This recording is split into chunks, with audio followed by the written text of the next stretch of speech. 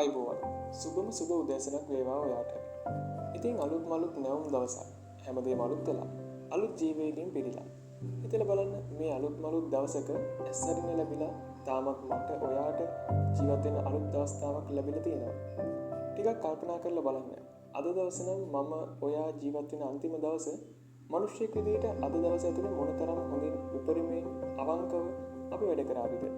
ජීවිතේ කරන්න බැරි වුණු හොඳ වැඩ අපිට ළඟා කරගන්න බැරි වුණු අරමුණු වෙනුවෙන් අපි උපරිමයෙන් යොදවාගෙන නේද?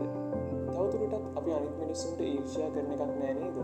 මොකද අද දවසේ විතර නම් අපිට ඉතුරු වෙලා තියෙන්නේ අපි උපරිමයෙන්ම හොඳින් සතුටින් ජීවත් වෙන්න නේද බලන්නේ. ඉතින් එහෙනම් අද දවස් අපේ ජීවිතයේ අන්තිම දවස කියලා හිතාගෙන උපරිම ජවයෙන් උපරිම හොඳ ගුණධර්ම එකතු කරගනිමින් අද දවසේ මේ විශ්වයට සුබාදහමට ඒ වගේම අපිටම බරක් නැතුව ලස්සනට ජීවත් වෙන්න. සුබ දවසක්.